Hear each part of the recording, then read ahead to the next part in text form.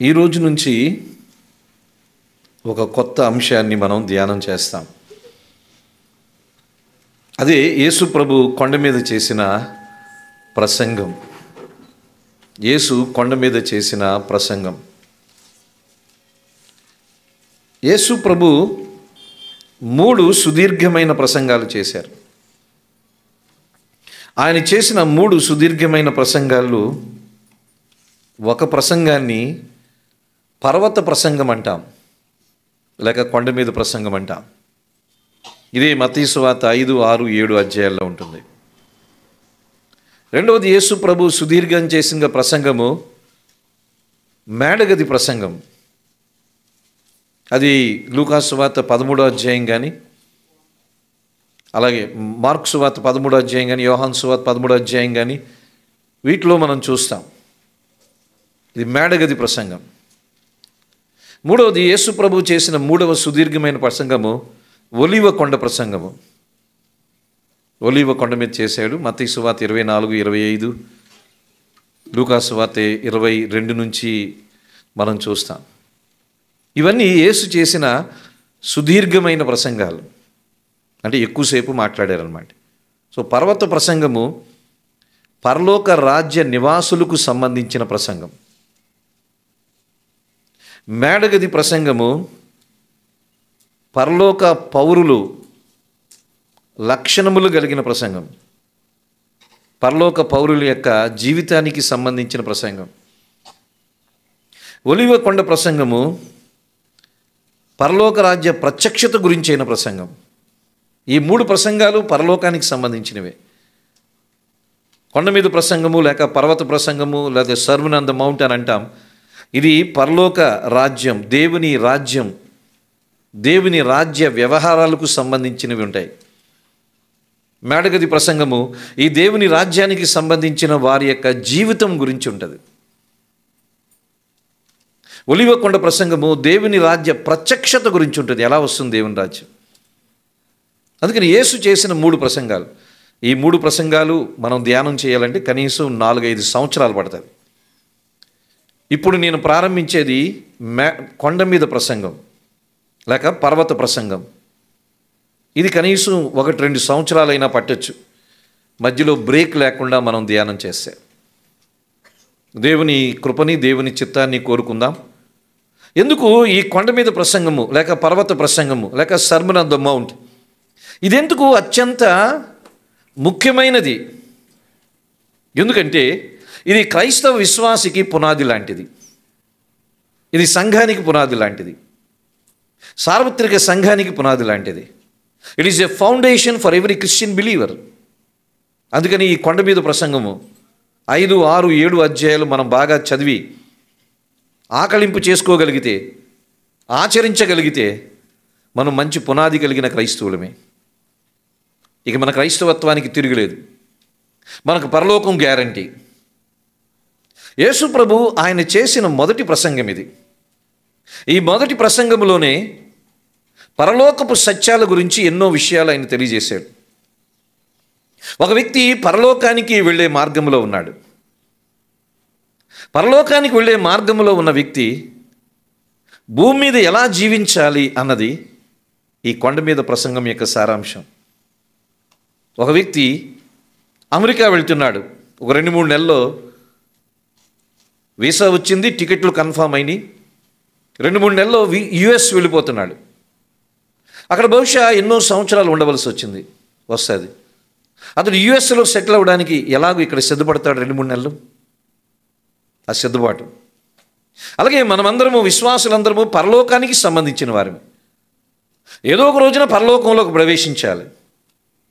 అటువంటప్పుడు పరలోకంలో ప్రవేశించడానికి సిద్ధపడుతున్న మనము భూమి మీద ఎలా ఉండాలి, భూమి మీద మన సిద్ధపాటు ఎలా ఉండాలి, అదే తెలియజేసేది కొండ మీద ప్రసంగము లేక పర్వత ప్రసంగము లేక సర్మన్ ఆన్ ద మౌంట్. ఎన్నో దేవుని రాజ్య వ్యవహారాలకు సంబంధించి, దేవుని రాజ్యానికి సంబంధించిన ఎన్నో సత్యాలు మనము ఈ పరలోక రాజ్యం గురించి ఈ యేసు ప్రభు చేసిన మొదటి ప్రసంగంలో మనం చూస్తాం. ఈ కొండ మీద ప్రసంగం యేసు ప్రభు ఆయన శిష్యులకు మాత్రమే ఉద్దేశించి చెప్పాడు. ఆయన శిష్యులు అంటే ఎవరంటే ఆయన్ని వెంబడించేవాళ్ళు, ఆయన్ని నేర్చుకునేవాళ్ళు. శిష్యుడు అంటే నేర్చుకునేవాడు, వెంబడించేవాడు. క్రైస్తవులు శిష్యులు కాదు, శిష్యులు మాత్రమే క్రైస్తవులు. అపోస్తలుల కార్యం 11వ అధ్యాయంలో ఈ మాట మనం చూస్తాం. అంతియొక్కలో ఉన్న శిష్యులను ఆ రోజున క్రైస్తవులు అని అన్నారు. So every Christian is not a disciple of Jesus Christ, but every disciple is a Christian. మనం క్రైస్తవులుగా పిలిపించుకోవచ్చు, ఏముంది? ప్రతి ఆర్ఎంపీ డాక్టర్ని పిలిపించుకుంటాడు, సరే కొంత ఆనందపడతాడు, ఆనందపడినవ్వండి. ప్రతి ఆర్ఎంపీ డాక్టర్ని చాలామంది డాక్టర్లను పిలుస్తారు, లోపల ఎక్కడ లేని సంతోషం వస్తుంది.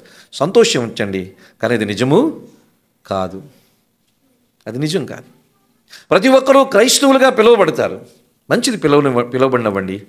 వారి సంతోషాన్ని మనం ఎందుకు కాదనాలి? కానీ వారి శిష్యులేనా? శిష్యులు మాత్రమే క్రైస్తవులు. క్రైస్తవులు శిష్యులు కాదు, శిష్యులే క్రైస్తవులు.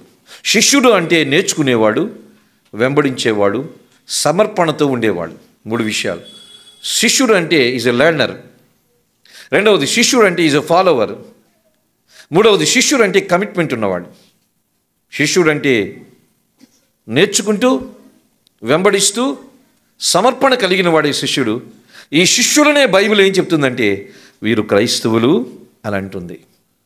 ఎటువంటి శిష్యులను ఉద్దేశించి ఆయన ఈ ప్రసంగం చేశాడు. ఈ శిష్యులైన వారిని ఆయన కొండ మీదకు తీసుకుని వెళ్ళాడు. జనసమూహం ఎంతోమంది యేసుప్రభు దగ్గరికి వచ్చారు ఆ రోజున. చూడండి, మత్తయి సువార్త 4వ అధ్యాయాన్ని మీరు చూసినట్లయితే 23వ వచనం నుండి 25వ వచనం వరకు యేసు వారి సమాజ మందిరములో బోధించుచు, దేవుని రాజ్యమును గూర్చిన సువార్తను ప్రకటించుచు, ప్రజల్లోని ప్రతి వ్యాధిని, రోగమును స్వస్థపరచుచు గలిలీ అంతటా సంచరించెను. ఆయన కీర్తి సిరియా దేశమంతటా వ్యాపించెను. నానా విధములైన రోగముల చేతను, వేదనల చేతను పీడింపబడిన వ్యాధిగ్రస్తులందరినీ, దెయ్యం పట్టిన వారిని, చాంద్ర రోగులను, పక్షవాయు గలవారిని వారు ఆయన యొద్దకు తీసుకుని రాగా ఆయన వారిని స్వస్థపరిచెను. గలిలయ, దెకపొలి, యెరూషలేము, యోదయను ప్రదేశముల నుండి, యోర్దానునకు అవతల నుండి బహు జనసమూహములు ఆయనను వెంబడించరు. దీని లైఫ్ అయిపోయింది, దీన్ని ఛార్జింగ్ పెట్టడం లేదు, దాని లైఫ్ అయిపోయింది. సరే, మంచిది, రికార్డింగ్ ఆపేసాను.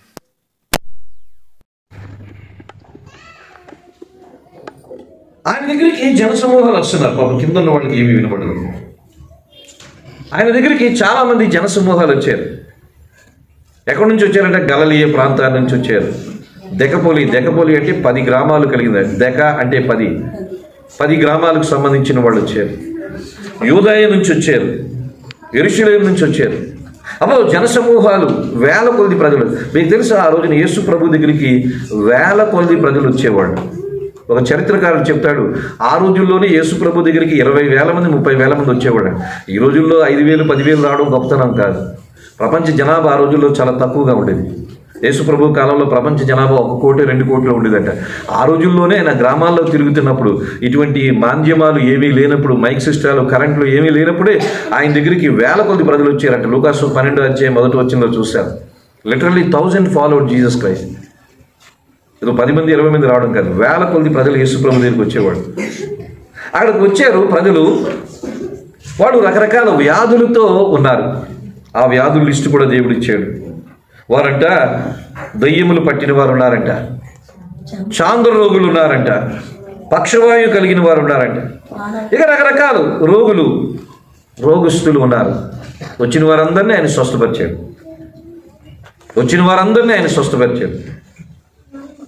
స్వస్థత పొందేరు అందరూ. వాళ్ళందరూ ఆయన దగ్గరికి వచ్చిన వాళ్ళే, కానీ అందరూ ఆయన శిష్యులు కాదు. వాళ్ళందరినీ కొండ దిగువ నుంచాడు యేసు ప్రభు. అదే 5వ అధ్యాయంలో చూసాం. ఆయన జనసమూహములను చూచి కొండ ఎక్కి కూర్చుండగా ఆయన శిష్యులు ఆయన యుద్ధ. కొండ మీదకి ఎవరు ఎక్కలేదు.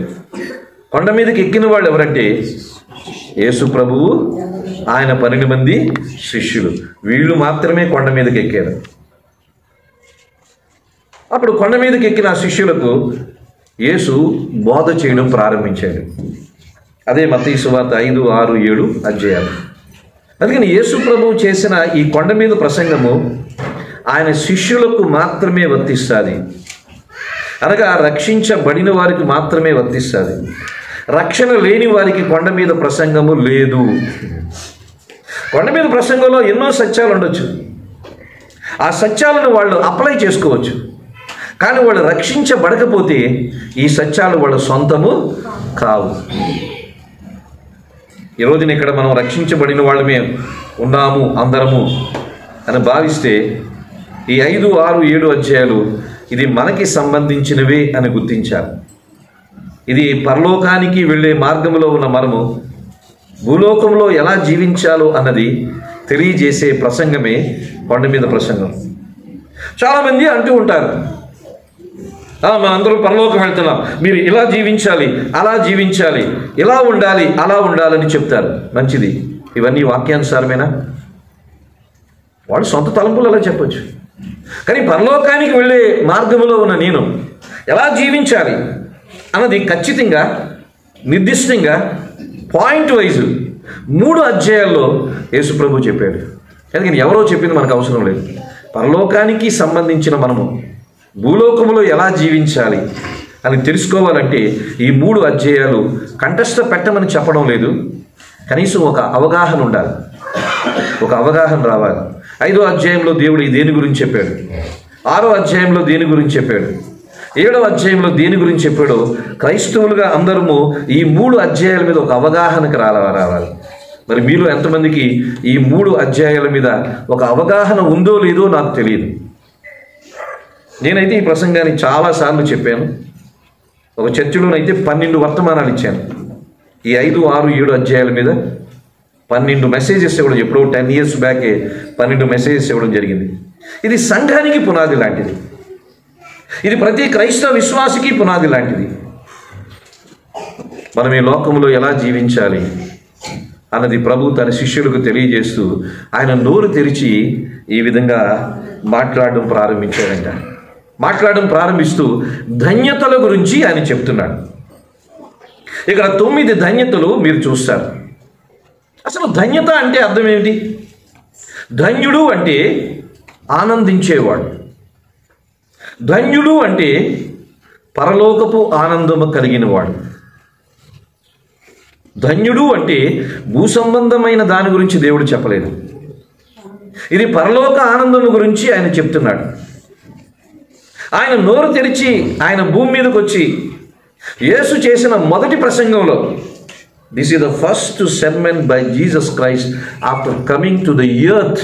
భూమి మీదకి వచ్చిన తర్వాత యేసు చేసిన మొదటి ప్రసంగం ఇది. ఆయన చేసిన మొదటి ప్రసంగంలో ఆయన వాడుతున్న మొదటి పదం ఏమిటంటే ధన్యుడు అని అంటున్నాడు. ధన్యుడు అంటే ఆనందించేవాడు. ధన్యుడు అంటే పరలోక ఆనందం కలిగినవాడు. అందుకని ఈ ధన్యతల్లో 9 ధన్యతలు ఉంటాయి. ఈ 9 ధన్యతల్లో కూడా పరలోకపు ఆనందము గురించి ఆయన తెలియజేస్తున్నాడు. భూలోకపు ఆనందము గురించి ఆయన తెలియజేయడం లేదు, పరలోకపు ఆనందము గురించి ఆయన తెలియజేస్తున్నాడు.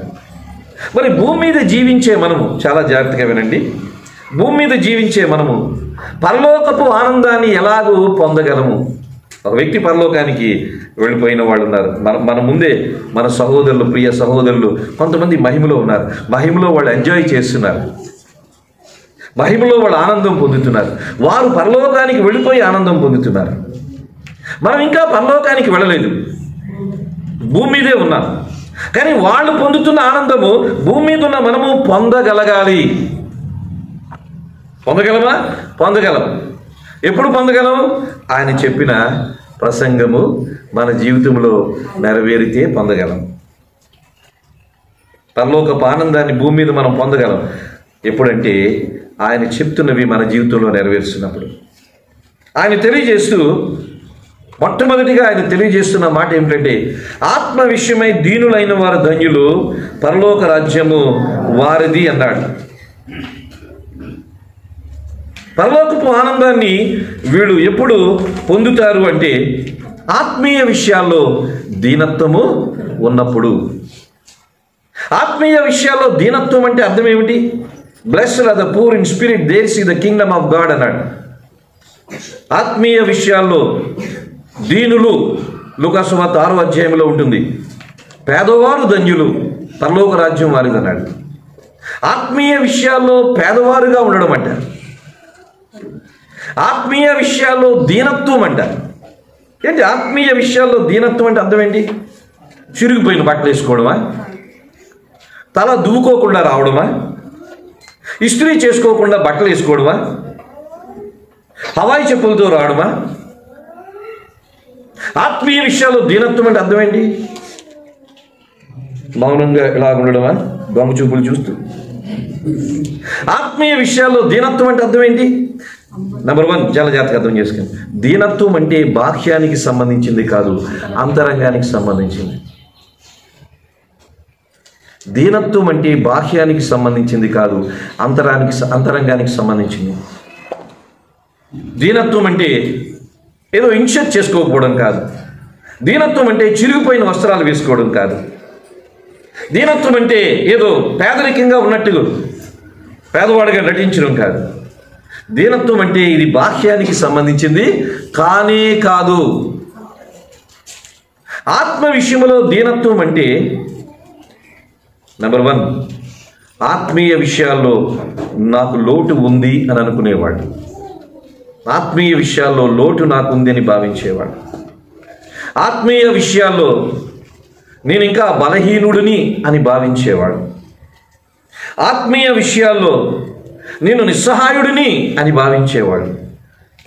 ఆత్మీయ విషయాల్లో నేను ఇంకా ఎదగవలసింది ఉంది అని భావించేవాడు. ఆత్మీయ విషయాల్లో నేను ఇంకా నేర్చుకోవలసింది ఉంది అని భావించేవాడు. ఆత్మీయ విషయాల్లో నేను చాలా ఎక్కడో దిగువన ఉన్నాను, నేను ఇంకా ఎక్కవలసిన పర్వతం చాలా ముందుంది అని అనుకునేవాడు. ఆత్మ విషయమై దీనులంటే వారి జీవితంలో ఆత్మీయ విషయాల్లో లోటుని చూసుకునేవాళ్ళు, బలహీనతను చూసుకునేవాళ్ళు. వాళ్ళు ఇంకా చేయవలసింది చాలా ఉందని, ఎదగవలసింది చాలా ఉందని, నేర్చుకోవలసింది చాలా ఉందని అనుకునే వాళ్ళే ఆత్మ విషయమై దీనులు. పరలోక రాజ్యం అది చిరిగిపోయిన షర్ట్ వేసుకొస్తే పరలోక రాజ్యం వాడు వెళ్దాం. చర్చికి నీట్ అండ్ టైడీగా రావాలి. సంఘానికి మనకున్న బట్టలతో శుభ్రంగా మనం వస్తాం. ఏదో సింప్లిసిటీ అని కొంతమంది అతి వినయాన్ని ప్రదర్శిస్తూ ఉంటారు. వినయము దీనత్వం అనేది అంతరంగానికి సంబంధించింది. అలాగని ఆర్భాటంగా ఏమీ రమ్మని మనం ఏం చెప్పడం లేదు. అందుకని ఇటువంటి దీనత్వం కలిగిన వాళ్ళు ఎదగాలని కోరుకుంటారు, నేర్చుకోవాలని కోరుకుంటారు, సరిచేసుకోవడానికి ఇష్టపడతారు, ఈ విధంగా జీవిస్తూ ఉంటారు. ఒక ఉదాహరణ మీకు చూపిస్తాను. అపోస్తలుడైన పౌలు ఆత్మీయ విషయాల్లో ఎంత దీనుడో తిమోతికి రాసిన మొదటి పత్రిక 1వ అధ్యాయం, తిమోతికి రాసిన మొదటి పత్రిక 1వ అధ్యాయము 15వ వచనాన్ని ఒకసారి చూద్దాం. 15వ వచనం, పాపులను రక్షించుటకు క్రీస్తు యేసు లోకమునకు వచ్చిన వాక్యము నమ్మదగినది, పూర్ణాంగీకారములకు యోగ్యమైనదని ఉన్నది. అట్టివారిలో నేను ప్రధానుడును అయినను నిత్య జీవము నిమిత్తము తనను విశ్వసింపగోరు వారికి నేను మాదిరిగా ఉండులాగన యేసుక్రీస్తు తన పూర్వమైన దీర్ఘశాంతమును ఆ ప్రధాన పాపినైన నాయందు కనుపరుచినట్లు నేను కనుకరించబడితిని. అపోస్తలుడైన పౌలు 68 సంవత్సరాలు జీవించాడు, 37 సంవత్సరాలు సేవ చేశాడు. 68 సంవత్సరాలు జీవించిన ఒక భక్తుడు, ఒక అపోస్తలుడు, కొత్త నిబంధన గ్రంథంలో సగానికి పైగా పుస్తకాలు రాసినవాడు, సంఘ స్థాపకుడు. యేసు ప్రభు తర్వాత ఈ ప్రపంచంలో అంత పెద్ద జ్ఞాని, సేవ చేసిన వాళ్ళు ఎవరు లేరు. ఆ పౌలు తన జీవిత చివరి దశలో మరణానికి ముందు అంటున్నాడు, నేను పాపుల్లో ప్రధాని పాప అంటున్నాను. మనం ఏమంటామో చెప్పండి? నా అంత భక్తుడు ఈ ప్రపంచంలోనే ఎవడో లేడని అంటారు. అంతేనా? మనం ఏమంటాం? మన జీవిత చివరి దశలో 68 సంవత్సరాలు జీవించి, ఎన్నో సంఘాలు స్థాపించి, ఎన్నో పత్రికలు రాసి, ఎన్నో పాటలు రాసి, మనమేమంటాం? ఏదో దేవుని కృప ద్వారా ఇంత కార్యాలు నేను చేయగలిగాను, అంటే తక్కువగా చెప్పుకుంటూ లోపలే అతిశయించే పద్ధతి ఉంటుంది. పౌలు ఏమంటున్నాడంటే నేను పాపుల్లో ప్రధాని తగ్గించుకుంటున్నాడు. ఆత్మ విషయమై దీనుడు పౌలు. అంత గొప్ప అపొస్తలుడు, ఖండాలు ఖండాలు ప్రభావితం చేసిన వాడు యేసు ప్రభువుని గురించి. రోమా సామ్రాజ్యాన్ని తలకిందులు చేశాడు.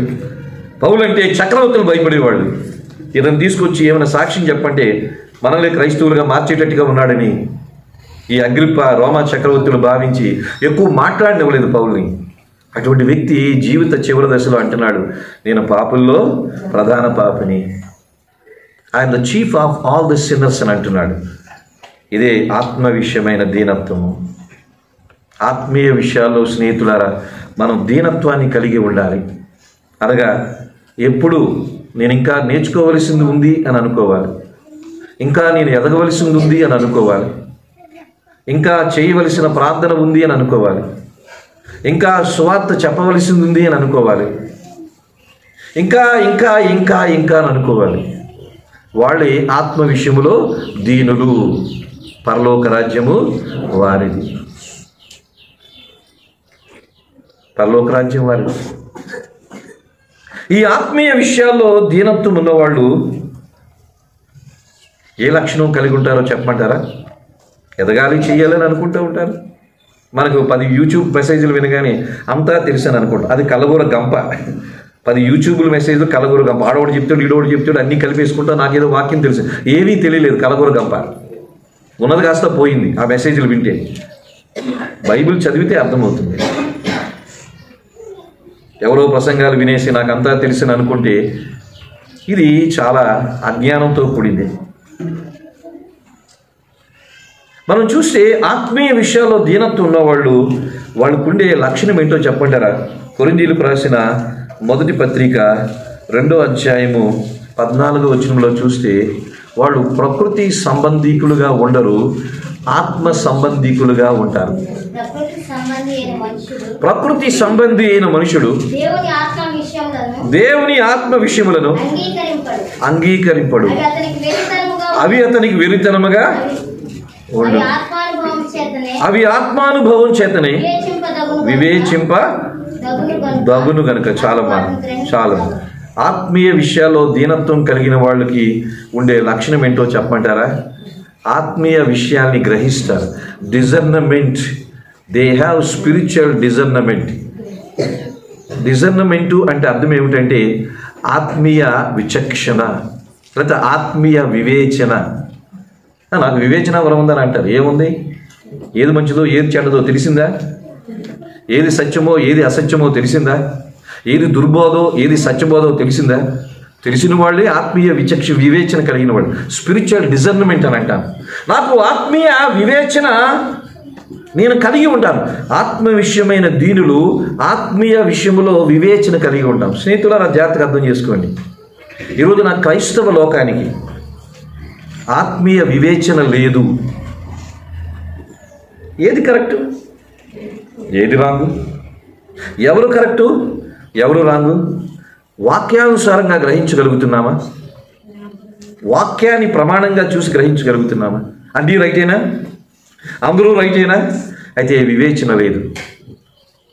వివేచన లేదు. ఆత్మ విషయమైన దీనత్వం ఉన్నవాళ్ళు వివేచన కలిగి ఉంటారు. అందుకని మనమందరము వివేచన కలిగి ఉండాలి. ఏ బోధ కరెక్టు, ఏ బోధ దుర్బోధ తెలుసుకోవాలి. ఇది చాలా ముఖ్యమైనది. ఏసీ లాపండి. ఏ బోధ కరెక్టు, ఏ బోధ దుర్బోధ అనేది తెలుసుకోవాలి. ఏ మనిషి కరెక్టు, ఏ మనిషి నటిస్తున్నాడో తెలుసుకోవాలి. ఆ వివేచన దేవుడు ఇస్తాడు. ఇది అందరికీ దేవుడు ఇస్తాడు. ఎప్పుడంటే ఆత్మీయ విషయాల్లో దీనత్వాన్ని కలిగి ఉంటుంది. నాకు అంతా తెలుసు, నేను నేర్చుకోవాల్సింది ఏమి లేదు, నేను పెర్ఫెక్ట్ ఆల్ రైట్ అనుకుంటే వాళ్ళకి వివేచన ఉండదు. వాళ్ళు తప్పుడు మార్గంలో వెళ్ళిపోయే అవకాశం ఉంటుంది. చివరికి దేవునికి దూరము అయిపోతారు. వివేచన కలిగి ఉండాలి. స్పిరిచువల్ డిజర్నమెంట్ అనేది ఉండాలి అందరికీ. ఇది ఎప్పుడంటే ఆత్మ విషయమై దీనత్వాన్ని మనం కలిగి ఉంటే ఆ వివేచన వస్తుంది స్నేహితుడా. అంతేకాదు మనం వివేచన ఆత్మ విషయమైన దీనత్వం ఎవరు కలిగి ఉంటారంటే ఆయన యందు మనము నిలిచి ఉండాలి. మన యందు ఆయన, ఆయన యందు మనము. అంటే దేవునితో రైట్ రిలేషన్షిప్ ఉండాలి. దేవునితో సరైన సంబంధం ఉంటే ఆత్మ విషయమైన దీనత్వాన్ని కలిగి ఉండాలి. దేవుని విషయంలో సరైన సంబంధం మనకు లేదనుకోండి, ఆత్మీయ విషయాల్లో దీనత్వం ఉండదు. ఆత్మీయ విషయాల్లో కొంతమంది అతిశయిస్తూ ఉంటారు. అతిశయించేవాళ్ళు ఎవరో చెప్పమంటారా? వారికి దేవునికి సరైన సంబంధము అన్నాడు. ఏదోనండి సింపుల్ మినిస్ట్రీ అన్నాడు ఆయన. అదేంటి సార్, ప్రపంచానికే మీరు గొప్ప బోధకులు కదా, ప్రపంచాన్నే ఎన్నో రీతులుగా ఎన్నో దేశాల్లో మీరు పనిచేసి ప్రభావితం చేస్తున్నారు కదా అంటే, ఏమోలండి ఏదో చిన్న సేవ. ఎంత దీనత్వం, ఎంత దీనత్వం. ఆత్మీయ విషయాల్లో దీనత్వం కలిగి ఉండేవాళ్ళు ఆయనతో సంబంధం కలిగి ఉంటారు.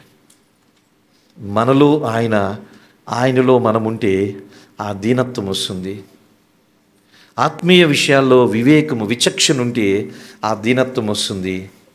ఆయనతో అంటుగట్టుబడి ఉంటే ఆ దీనత్వం వస్తుంది. అందుకని ఆత్మ విషయమై దీనులైన వారు ధన్యులు, పరలోక రాజ్యము వారిది. ఎప్పుడూ మనము ఈ లక్షణముతోనే ఉండాలి. మనము పరలోకానికి సంబంధించిన వారమే, కానీ భూలోకములో జీవించినంతకాలం ప్రభువా ఇంకా విశ్వాసంలో బలహీనుణ్ణే, ఇంకా నీతిలో బలహీనుణ్ణే, ఇంకా పరిశుద్ధతలో బలహీనుణ్ణే, ఇంకా వాక్యములో అజ్ఞానినే, ఇంకా ప్రార్థనలో లోటున్నవాణ్ణి, ఇంకా అనుకుంటూనే జీవిస్తాము. ఒక రోజున ఆయన పరిపూర్ణం చేసి పరలోకానికి తీసుకుని వెళ్తాడు. ఒక మనిషి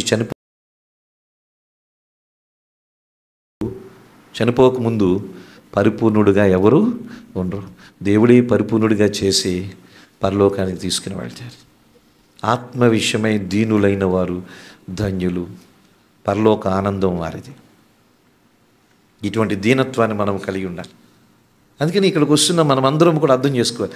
ఇంకా నేర్చుకోవాలని ఆశ కలిగి ఉండండి, ఇంకా ప్రార్థన చేయాలని ఆశ కలిగి ఉండండి, ఇంకా సరి చేసుకోవాలని ఆశ కలిగి ఉండండి. ఏదో నేను ఒక స్థాయికి వచ్చేసానని ఎప్పుడు అనుకోవద్దు. వచ్చేసాము అని అనుకుంటే పతనానికి ఫస్ట్ స్టెప్లో ఉన్నామని అర్థం చేసుకోవాలి. ఆత్మ విషయమైన దీనులు ధన్యులు, పరలోక రాజ్యం వారిది. రెండవది, దుఃఖపడేవారు ధన్యులు, వారు ఓదార్చబడతారు. ఏ విషయంలో దుఃఖపడవాలి? ఎవరైనా మరణిస్తే అందరం దుఃఖిస్తాం, ఏదైనా బలహీనత వస్తే దుఃఖిస్తాం, ఏదైనా లోటుపాటు ఉంటే దుఃఖిస్తాం. దుఃఖపడేవారు ధన్యులు. ఏ విషయంలో దుఃఖించారు? చూడండి, కొరింథీయులకు రాసిన 2వ పత్రికలో మీరు చూసినట్లయితే 6వ అధ్యాయం, కొరింథీయులకు రాసిన 2వ పత్రిక 7వ అధ్యాయము 10వ వచనములో ఉంటుంది. దైవ చిత్తానుసారమైన దుఃఖము రక్షణార్థమైన మారు మనసును కలుగుదేనా. మన దుఃఖము దైవ చిత్తానుసారమైందేనా, భౌతిక సంబంధమైందా ఆలోచన చేయాలి. ఓకే, ఎవరైనా ఇంట్లో ప్రియులు మరణిస్తే దుఃఖిస్తాం, అది తప్పేమీ కాదు. ఆ దుఃఖాన్ని దేవుడు ఓదారుస్తాడు. ఏదైనా నష్టం వచ్చినప్పుడు మనం దుఃఖిస్తాం, అది తప్పేమీ కాదు, దేవుడు ఓదారుస్తాడు. అయితే ఈ దుఃఖము క్రైస్తవులకి ఉంటుంది, అన్యజనులకు కూడా ఉంటుంది. ఎవరైనా మరణిస్తే అన్యజనులు దుఃఖిస్తారు, క్రైస్తవులు దుఃఖిస్తారు. ఏదైనా నష్టం వస్తే అన్యజనులు దుఃఖిస్తారు, క్రైస్తవులు దుఃఖిస్తారు. అలాగని దుఃఖపడేవారు ధన్యులు, వాళ్ళు ఓదార్చబడుదురు అంటే అన్యులు కూడా ధన్యులు అయిపోతారా? వాళ్ళు దుఃఖిస్తున్నారు, మనము దుఃఖిస్తున్నాం. ఇది దైవ చిత్తానుసారమైన దుఃఖము రక్షణార్థమైన మారు మనసు పుట్టిస్తుంది. మరణించినప్పుడు దుఃఖిస్తాం, దేవుడు ఆదరిస్తాడు, దేవుడు సమాధానం ఇస్తాడు.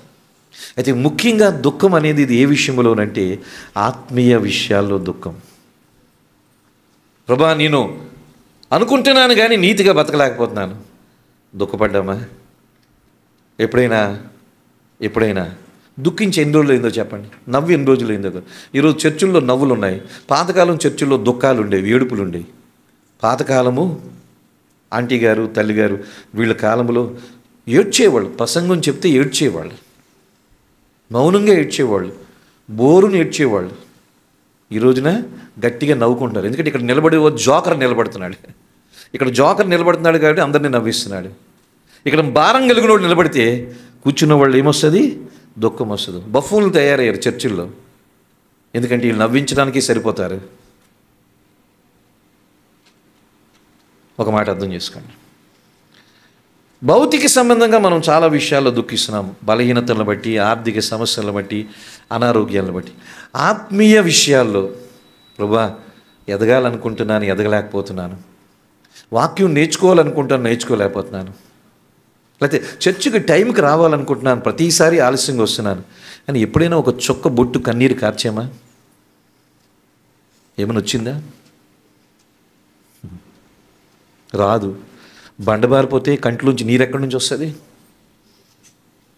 హృదయము సున్నితంగా ఉంటే భావోద్రేకాలు హృదయంలో వస్తాయి, అప్పుడు కంట్లోంచి ఏమొస్తుంది? కన్నీరు వస్తుంది. నేనేదో ప్రయత్నం చేస్తున్నాను, ఈ పాపాన్ని జయించలేకపోతున్నాను, ఈ మోసాన్ని జయించలేకపోతున్నాను, ఈ అబద్ధాలు పొరపాటున అలవాటుగా అబద్ధాలు వచ్చేస్తున్నాయి, నేనేదో భక్తిని చేద్దాం అనుకుంటున్నాను. రోమపత్రిక 7వ అధ్యాయంలో పౌలు అంటాడు, అయ్యో నేనంతా దౌర్భాగ్యుడని అంటున్నాడు. పౌలు గారు ఏంటి దౌర్భాగ్యుని అంటున్నారు? ఏ పాపంలో పడిపోయారంటే ఏమీ పడలేదు, పాపం చెయ్యాలని ఒక నియమం నాలో ఉంది, ఆ నియమం నుంచి బయటపడడానికి నేను అయ్యో పాపం ఏమీ చేయలేదు, పాపం చేయాలని లోపల అంతరంగంలో ఏదో ఆలోచన పడుతుందంట, దాని గురించే నేను దౌర్భాగ్యుని అని అంటున్నాడు. మనం పాపం చేసేసిన దౌర్భాగ్యులు మనము.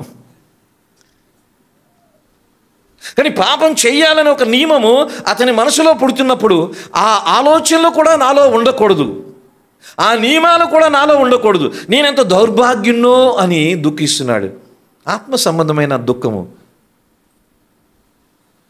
ఎప్పుడైనా ఆత్మీయ విషయాల్లో కన్నీరు కార్చి మా ఇంట్లో వాళ్ళు రక్షించబడలేదు, మా అన్నదమ్ములు రక్షించబడలేదు, మా ఇంటి పేరు వాళ్ళు రక్షించబడలేదు, నేను నా కుటుంబము ఇంకా అలాగే ఉంది, ఏంటి పరిస్థితి? ఎంతకాలం ఏదో బండి నడిపిస్తున్నాం, భక్తి అనే బండిని నడిపిస్తున్నాం, దాంట్లో సిన్సియారిటీ లేదు, సీరియస్నెస్ లేదు. ఎప్పుడైనా దుఃఖించేమా? చిన్నపిల్లలకి బిస్కెట్ ఇవ్వకపోతే కింద పడి దొర్లేసినట్టుగా మనకు అనుకోవలసిన ఉద్యోగము వ్యాపారం రాకపోతే దొర్లేస్తున్నారు క్రైస్తవులు. భౌతిక విషయాల్లో దుఃఖిస్తున్నారు, సరే దేవుడు ఇస్తాడు. ఆత్మీయ విషయాల్లో దుఃఖించి ఎంతకాలమైంది? మన పిల్లలు మారలేదు, ఏమైనా దుఃఖించేమా? భర్తలు మారలేదు, దుఃఖించేమా? భార్యలు మారలేదు, దుఃఖించేమా? మన ఇంటి పేరు ఉన్నవాళ్ళు మారలేదు, ఏమైనా దుఃఖించేమా? అసలు కంట్లో నుంచి నీరే రావడం లేదు, ఏమైపోయిందో హృదయం. స్నేహితులారా, దుఃఖపడువారు ధన్యులు. విలియం బూత్స్ అనే ఒక దైవజనుడు ఉండేవాడు, సాల్వేషన్ ఆర్మీని స్థాపించిన పెద్ద దైవజనుడు, ప్రపంచ ప్రఖ్యాతిగాంచిన దైవజనుడు. ఆ పుస్తకం ఎక్కడైనా దొరికితే చదవండి. సాల్వేషన్ ఆర్మీ అనే సంస్థను స్థాపించిన వాడు. అయితే తర్వాత కాలంలో సంస్థలో కొన్ని లోపాలు వచ్చేసినాయి, కానీ ఆయన చాలా పెద్ద దైవజనుడు. ప్రపంచ క్రైస్తవ సమాఖ్య ఒక రోజున స్విట్జర్లాండ్లో ఎక్కడో మీటింగ్ పెట్టుకుంటే ప్రపంచ నలుమూల నుంచి పెద్ద పెద్ద దైవజనులు అందరూ స్విట్జర్లాండ్ వెళ్ళారంట ఆయన ప్రసంగం వినడానికి. విలియం బూత్ అంటే సామాన్యుడు కాదు, ప్రపంచ ప్రఖ్యాతిగాంచిన దైవజనుడు. సేవకులందరూ వచ్చి ఆయన దగ్గర రకరకాలుగా చెప్పుకుంటున్నారంట. సార్, మా దేశంలో ఏదో సువార్త ప్రకటన చేస్తున్నాం, ఎవరు రక్షణ పొందడం లేదు. చర్చిల్లో మా ప్రోగ్రామ్స్ మారుస్తున్నాం, చాలా కూడికలు పెడుతున్నాం, ఎవరూ మారడం లేదు.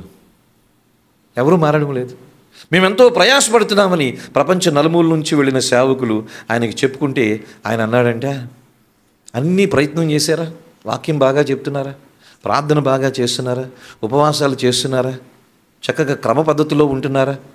చక్కగా డిసిప్లిన్ క్రైస్తవ జీవితమే అన్నీ ఉన్నాయి సార్, కానీ పెద్దగా ఎవరిలో మార్పు లేదంటే ఆయన అన్నాడంట, కన్నీళ్లు కార్చారా అన్నాడంట. లేదన్నాడంట. పోయి కన్నీళ్లు కార్చండి, ఉద్యోగం ఇస్తాదని దేవుడు. పోయి కన్నీళ్లు కార్చండి, దేవుడు ఉద్యోగం ఇస్తాడు. కన్నీళ్లు కారిస్తే ఎవరైనా మారతారు. ఇది బండబారిపోతే చుక్క కన్నీరు కూడా రాదు. జాన్ నాక్స్ స్కాట్లాండ్ దేశంలో గొప్ప దైవజనుడు. ఆయన మోకరించి ప్రార్థన చేస్తే రాణి మేరీ భయపడిపోయేదంట. ఆయన ప్రార్థన చేయకుండా ఆపడానికి చాలా ప్రయత్నాలు చేసేదంట.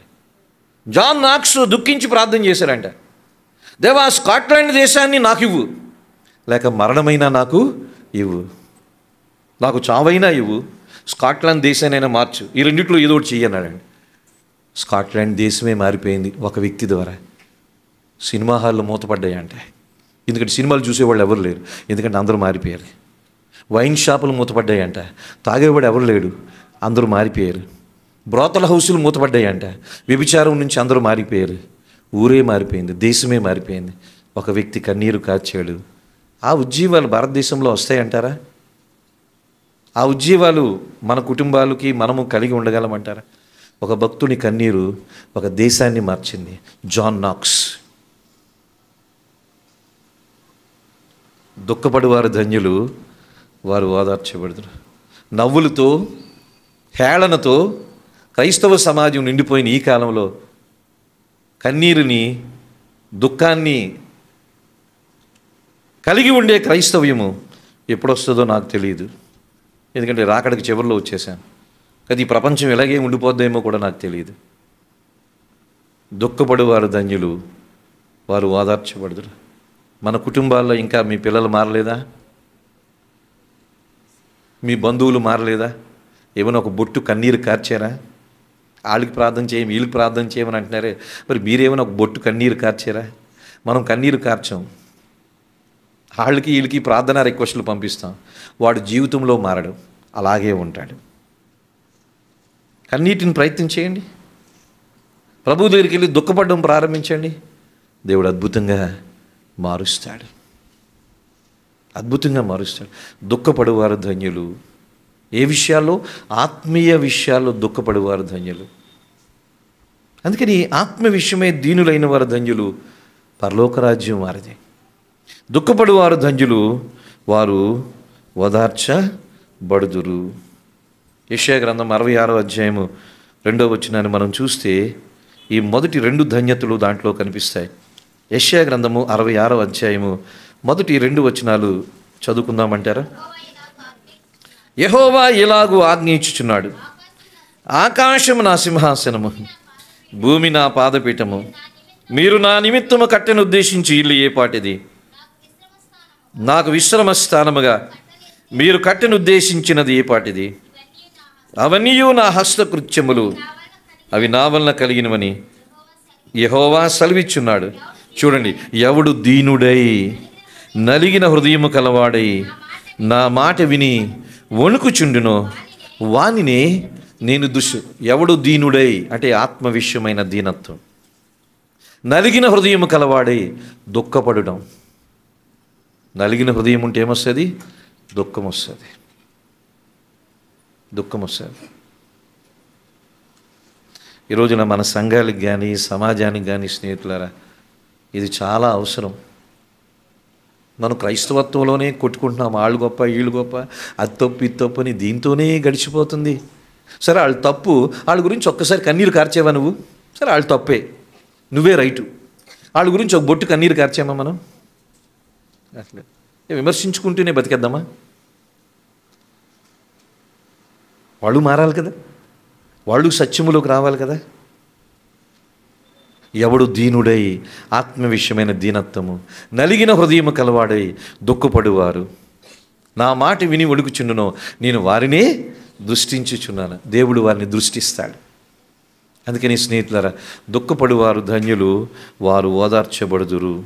రోమాపత్రిక 9వ అధ్యాయములో, రోమాపత్రిక 9వ అధ్యాయములో మనం చూస్తే 3వ వచనములో, పరిశుద్ధాత్మయందు నా మనస్సాక్షి నాతో కూడా సాక్ష్యమిచ్చుచున్నది, సాధ్యమైన ఎడల దేహ సంబంధులైన నా సహోదరుల కొరకు నేను క్రీస్తు నుండి వేరై శాపగ్రస్తున్నయుండ ఓరుదును. దేహ సంబంధమైన నా సహోదరుల కొరకు, నా సొంత యూదుల కొరకు. నా యూదులు ఎవరూ మారలేదు, యేసుప్రభుని సిలువకు అప్పగించారు. నా సొంత యూదులందరూ తిరగబడుతున్నారు. వాళ్ళు మారడానికి నేను అవసరమైతే దేవునికి దూరమై శాపగ్రస్తున్నైనా అయిపోతాను అంటున్నాడు. అమ్మో, ఎంత అంటున్నాడు! మరొక దగ్గర పౌలు అంటాడు, నేను ప్రసవ వేదన పడుతున్నాను, రాత్రింబవళ్ళు కన్నీరు కారుస్తున్నాను అంటున్నాడు. ఎందుకు పౌలా నీకెందుకు కన్నీరు?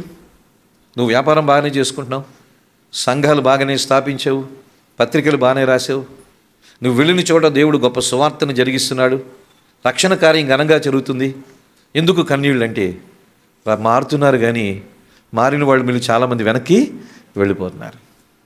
ఈ బాధ, ఈ వేదన మనం ఫీల్ అవుతున్నామా? ఈ బాధ వేదన ఫీల్ అవుతున్నామా? దుఃఖపడు వారు ధన్యులు, వారు ఓదార్చబడుదురు. ఏమైనా పించింగ్ సెన్సేషన్ అంటాం. ఏదైనా బాధ ఉందా? మన గురించి మనకి ఏమైనా బాధ ఉందా? మన క్రైస్తవత్వం గురించి ఏమైనా బాధ ఉందా? అయ్యో క్రైస్తవులు ఎలా తయారయ్యారేంటి, సంఘాలు ఎలా తయారయ్యారేంటి, ఇంత మోసంలో పడిపోతున్నారేంటి, ఏమైనా బాధ ఉందా? వాళ్ళు ఇటుపోతే నాకెందుకు, నేను నా కుటుంబం బాగుంటే చాలు అనుకుంటున్నాం. అలా ఉండకూడదు. మనకు భారం ఉండాలి. ఆ భారము, ఆ కన్సర్న్, ఆ బర్డన్ మనం ఏమవ్వాలి?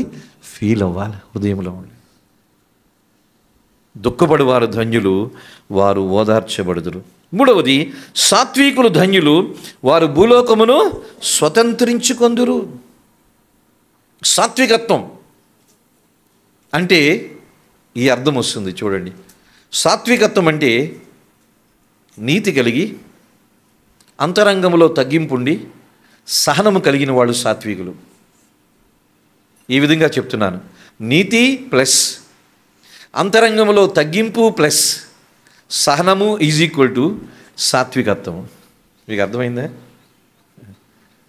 సాత్వికులు ధన్యులు. సాత్వికులు ఎవరంటే నీతిగా ఉండేవాళ్ళు. సాత్వికులు ఎవరంటే అంతరంగంలో తగ్గింపు ఉండేవాళ్ళు. ఇందాకే చెప్పాను కదా, బయటికి తగ్గింపు అది దూత లక్షణం అవ్వచ్చు. సాత్వికులు అంటే నీతిగా జీవించేవాళ్ళు, అంతరంగంలో తగ్గింపు ఉండేవాళ్ళు. అంతేకాదు సాత్వికులు ఎవరంటే సహనము కలిగిన వాళ్ళు. ప్రతిదానికి పేషెన్స్ కోల్పోయేవాళ్ళుగా కాదు, సహనం ఉన్నవాళ్ళు. అందుకని నీతి కలిగి, అంతరంగంలో తగ్గింపు ఉండి, సహనము కలిగిన వాళ్ళే సాత్వికులు.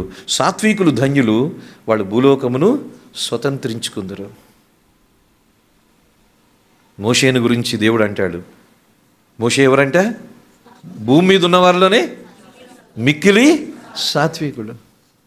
మోషే సాత్వికుడు ఎలాగయ్యాడు? మోషే రాకుమారుడు, ఫరో కుమార్తెకి కుమారుడిగా పెరిగాడు. మోషే పట్టుకున్న గ్లాసు కానీ, తినే పళ్ళెము కానీ, కూర్చుండే సింహాసనము కానీ, నడిచే రథము కానీ ఇవంతా బంగారం. ఎందుకని ఫరోలు అంటే ఆగర్భ శ్రీమంతులు, గొప్ప ఐశ్వర్యవంతులు. ఈరోజు కూడా ఫరోల సమాధులు తవ్వితే టన్నుల బంగారం లోపల దొరుకుతుంది. ఈరోజు కూడా అటువంటి ఫరో కుటుంబంలో పెంచబడ్డాడు, రాకుమారుడిగా పెంచబడ్డాడు. అటువంటి రాకుమారుడిగా పెంచబడిన వాడు దేవుడు పిలిచాడు, బయటకు వచ్చాడు. ఇజ్రాయేల్ ప్రజల్ని 40 సంవత్సరాల అరణ్యంలో నడిపిస్తున్నాడు. సరే మోషే గురించి చెప్పాను. రాకుమారుడుగా ఉండవలసిన వాడు ఇప్పుడు సామాన్యుడిగా అయిపోయాడు. ఇజ్రాయేల్ ప్రజలు ఎవరు? ఐగుప్తులో బానిసలు. ఇజ్రాయేల్ ప్రజలు ఐగుప్తులో ఏ పని చేసేవాళ్ళు? నిర్గమాకాండం 1వ అధ్యాయంలో ఉంటుంది. ఏ పని చేసేవాళ్ళు? ఇటుకల బట్టీలో పనిచేసేవాళ్ళు, పొలం పనులు చేసేవాళ్ళు, మట్టిని తెచ్చేవాళ్ళు. మట్టిని ఆ గడ్డితోనో దేనితోనో కలిపి అచ్చుల కింద చేసి, వాళ్ళని ఇటుకల కింద చేసి ఫరోకి ఇచ్చేవాళ్ళు. ఫరో కట్టడాలు కట్టేవాళ్ళు కదా. అంటే ఒక రకంగా ఇటుకల బట్టీలో పనిచేసేవాళ్ళు ఇజ్రాయేల్ ప్రజలు. లేబర్, పొలం పనులు చేసేవాళ్ళు, లేబర్. ఐగుప్తులో ఇజ్రాయేల్ ప్రజలు ఆఫీసర్లు కాదు, డాక్టరేట్లు కాదు, హై పొజిషన్లో లేబర్ కింద వాడుకున్నాడు. అన్ని లక్షల మందిని ఫరో లేబర్ కింద వాడుకున్నాడు. ఒకవైపు మోషే రాకుమారుడు, ఇజ్రాయేల్ ప్రజలు లేబరు. ఇప్పుడు ఆ లేబర్తో మోషే 40 సంవత్సరాలు నడవాలి. సులువా కష్టమా? చాలా కష్టం. మనకన్నా తక్కువ స్థాయిలో ఉన్న వాళ్ళతో మనం సహజీవనం చేయగలమా? వాళ్ళతో కలిసిమెలిసి జీవించగలమా? వాళ్ళు తిన్న దగ్గర మనం తినగలమా? వాళ్ళు తాగే దగ్గర తాగలమా? మోషే అందరిలాగానే మా నాన్న ఏరుకున్నాడు. మోషే అందరిలాగానే బండిలోంచి నీళ్ళే తాగారు. నేను దేవుడు నన్ను అహరోన్ని మా అన్నని నాయకుడుగా నియమించాడు. We are God servants. కూర్చో, సిట్ డౌన్. గర్వం. ఈ గాడ్ సర్వెంట్స్కి ఎంత గర్వం ఉంది. మోషే ఎక్కడైనా అన్నాడా? మిక్కిలి సాత్విక. ప్రపంచంలో ముఖ్యంగా సాత్వికం ఉండవలసింది ఎవరో చెప్పమంటారా? ఇక్కడ నిలబడి మాట్లాడేవాడికి సాత్వికం ఉండాలి. ఇక్కడ ఉన్నవాడికి, లేకపోతే కూర్చున్న వాడికి అది రాదు. నేను గాడ్ సర్వెంట్, నా కాళ్ళ దగ్గర అందరూ తీసాడు. ఎవడు చెప్పాడు ఇది? బైబిల్ చెప్పింది అది. గాడ్ సర్వెంట్ అంటే 2 కొమ్ములు ఉన్నాయా? గాడ్ సర్వెంట్ అంటే పరలోకం నుంచి ఊడిపడ్డా? సేవకుడు అని పేరు, సర్వెంట్ ఆఫ్ గాడ్, సేవకుడు. అందరికీ సేవ చేయడు. యేసుప్రభువే శిష్యుల పాదాలు కడిగాడు. అవసరమైతే పాదాలు కడగాలి. సేవకులు ఎంత ఇచ్చిపోతున్నారు ఈ రోజున. మోషే రాకుమారుడుగా ఉన్నాడు, కానీ ఇజ్రాయేల్ ప్రజలు 40 సంవత్సరాలు కూడా వారిలో ఒకడిగానే ఉన్నాడు. వాళ్ళు తిన్నదే తిన్నాడు, వాళ్ళు త్రాగిందే తాగాడు, వాళ్ళు ఉన్న దగ్గరే పరుండున్నాడు. మిక్కిలి సాత్వికుడు. అలా మనం చేయగలమా? అలా మనం చేయగలమా?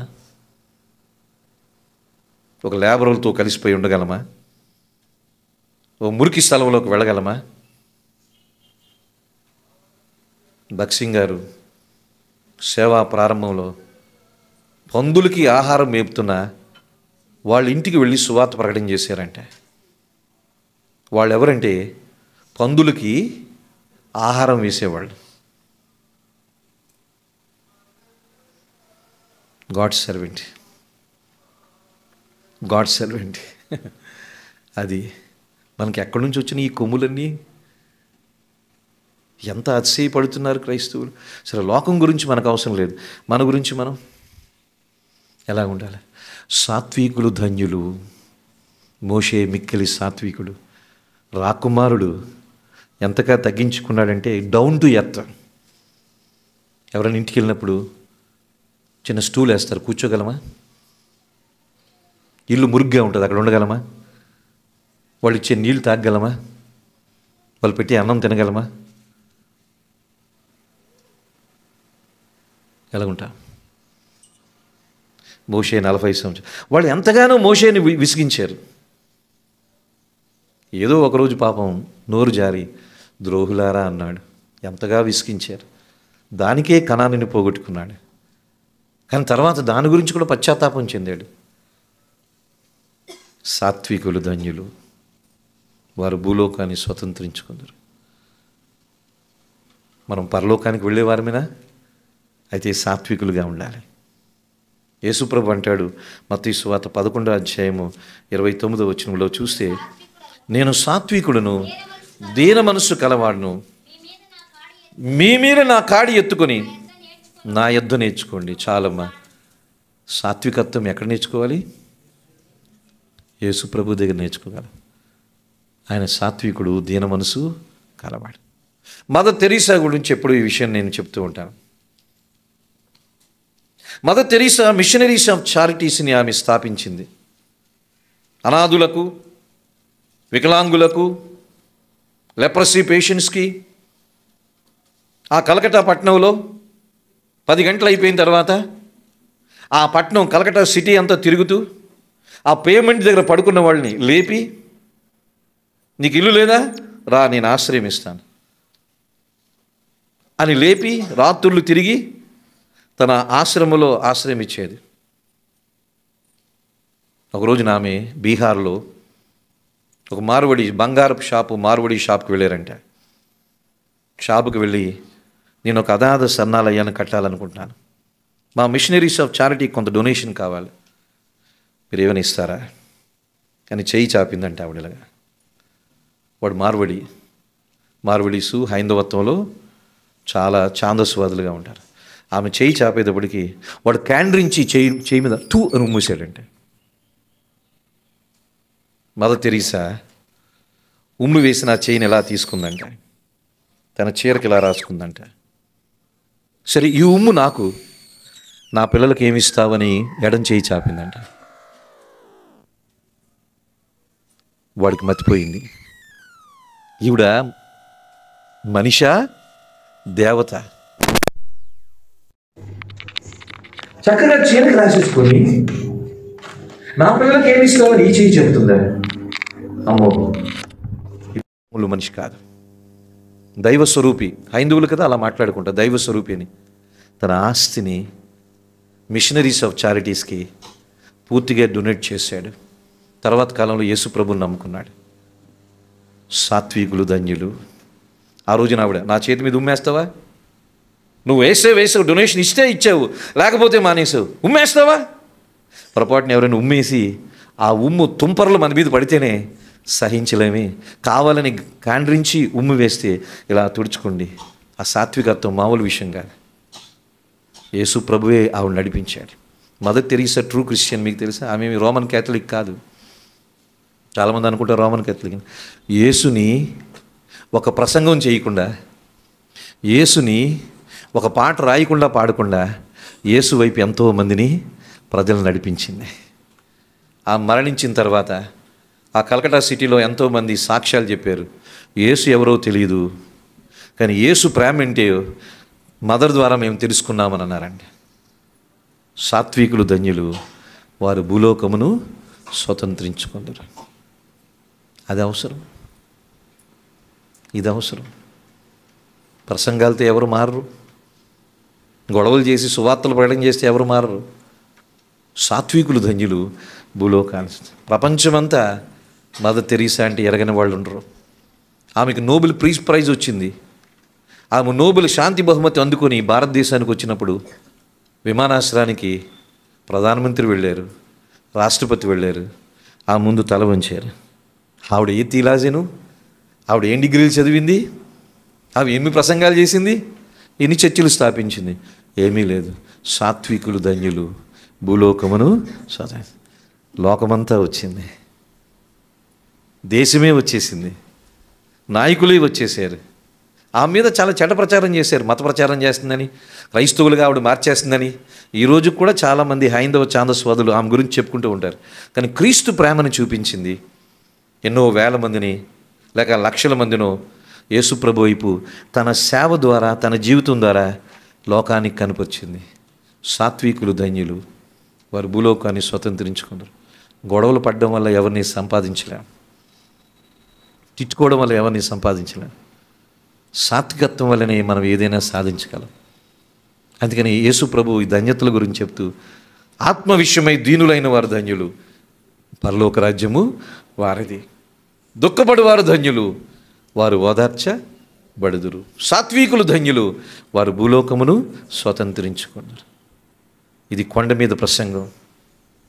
మనం పరలోక వాసులమి, పరలోకానికి వెళ్ళే ప్రయాణంలో ఉన్నాం. కానీ ప్రస్తుతానికి భూమి మీదే ఉన్నాం. ఇప్పుడు భూమి మీద ఉన్నా మనం ఏం చేయాలి?